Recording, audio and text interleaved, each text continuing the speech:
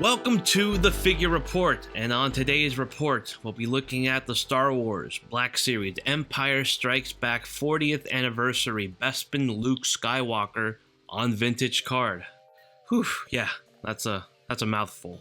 What's old is new, and what's new is old, as this is a wave featuring previously released figures but with photoreal face technology, which is the only real update with this new line, and not much more than that.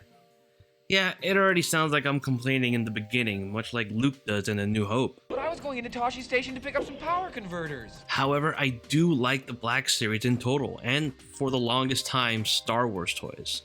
The Black Series has created some fun adventures in Star Wars collecting, but Star Wars toys started a long time ago, in a store aisle far, far away.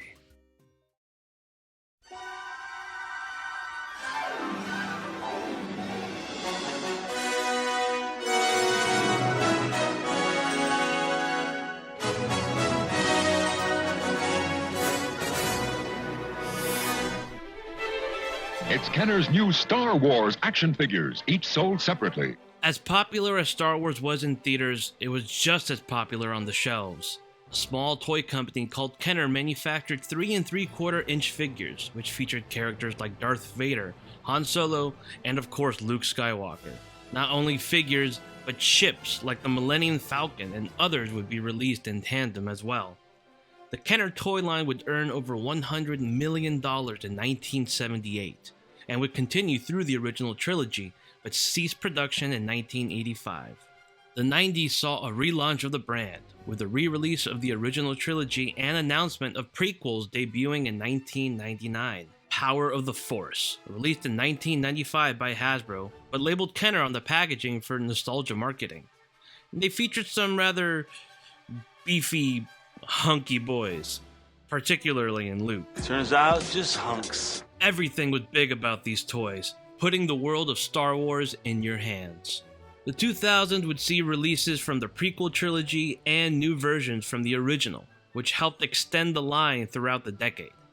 However, a lot of these collectors were growing into adults, more or less. As great as these smaller figures were, 6-inch action figures were what fans were buying and wanted. So in 2013, Hasbro announced the Black Series, a line aimed not only at hardcore Star Wars fans, but collectors in general. The first wave release had a mix of original and prequel trilogy characters, and the line would go on to produce most characters featured in the films, from Akbar to Zuckuss, and everything in between. This new line would be the next step in the Star Wars toy evolution, connecting every type of toy fan, new and old, and bring balance to the collecting force.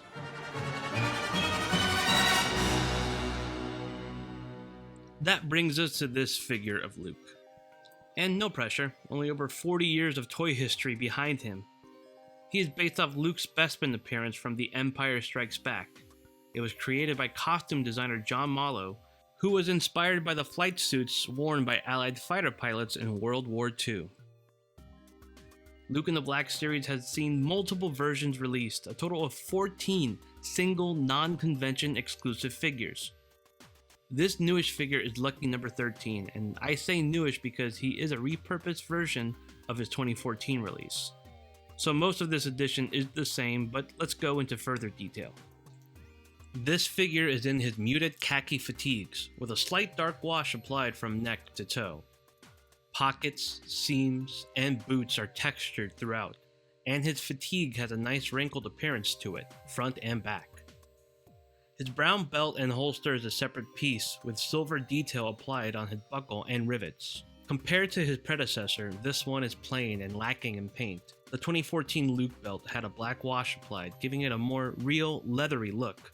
The biggest change in sell point here is his face, with this new version using the photoreal technology Hasbro implemented in 2017. And he does look more like the real Mark Hamill, depending on lighting and angle. His feathered hair is nicely sculpted in a dirty blonde color. Compared to the earlier version that looks more corpse-like, the new Luke has a more natural skin tone, like he actually has blood circulating. The same paint is also applied to his hands. Sometimes there's a glossiness to his face and soulless stare, but it's nothing that is too bothersome. Some of the paint from his collar does ride into the neck, which was the only paint QC issue I could find. Overall, his design is practically identical to the 2014 version with the added headpiece, which in the end makes it a better figure. Bespin Luke has simple, decent articulation. His head can move forward, backward, full rotation, and has slight tilting. Arms have full 360 range and can reach up that much horizontally. Single jointed elbow on a swivel, allowing for a 90-degree bend, and it can rotate. His wrists rotate and are on a hinge as well. He has a waist swivel that allows for full rotation and some tilting, and can move this much forward and back, but not much at all. Legs have good range forward and a little bit back, and can only stretch out this much, so no full Van Damme. A tragedy. He has thigh cuts, double jointed knees that reach all the way back, and full ankle articulation. You won't get much dynamic posing out of him, but he has enough articulation to get some okay movement overall.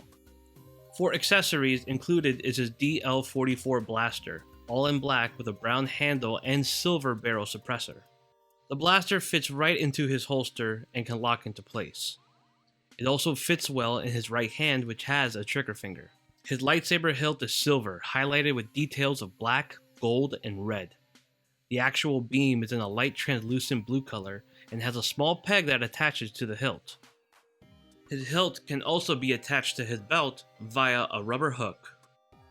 These are all fine and accurate pieces, but Hasbro has an issue with additional accessories. An alternate battle damaged head or even a detachable hand with tourniquet would have been great. Hell, even the 3 3/4 scale figure in 2002 brought that and more. It's about time Hasbro delivers more in this area.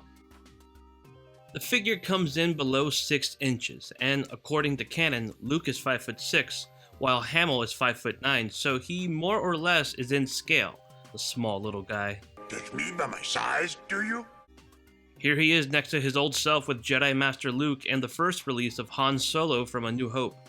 And compared with other heroes from different galaxies, Marvel Legends Pizza Spider-Man and SH Figuarts Ryu. Even though he does come in smaller, and depending if you want to cross-pollinate your properties, I think you can get away with this one. But definitely not with 7-inch figures, like Spawn or Superman from NECA. I mean, Spawn can pick him up like a little baby. Now for the final report on the Black Series Empire Strikes Back 40th Anniversary Bespin Luke, and the name has more than this figure. It's a repackaged re-release with a new head, which does look good, but that's it. It's decent enough, and that's how I often feel as a whole about the Black Series.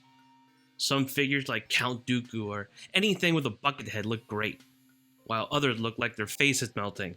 Sorry, bro.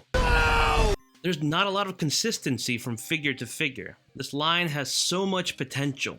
With new face printing and improved articulation, there is a positive trend forward. But according to Google Trends, ever since a gigantic spike in 2015 when The Force Awakens came out, it has fallen more times than the Death Star. Compared to Marvel Legends, a line that started off rough in Hasbro's hands, it has steadily grown through the years. What can we attribute to that? This is Star Wars, a property that has lasted more than 40 years. Fans love having these movie icons immortalized in our hands. From 3 3/4 to 6-inch figures, they fit in our hands now like they did when we were children. That's either brilliant foresight, sheer coincidence, or the power of the Force. But for a line that had much hype and enthusiasm when it debuted, reissued and repackaged figures feel like the one constant we see. And when it costs $30 for a deluxe figure and $10 for a figure no bigger than a cashew, there are some issues here. And with the price of manufacturing rising, that leaves the consumer to cover the cost of what was initially an affordable deal with Hasbro toys. Maybe this is the dark side, trying to influence me, the fear of supporting a line that makes me angry and hate them for it. I hate them. In turn, suffering from the cycle that is toy collecting.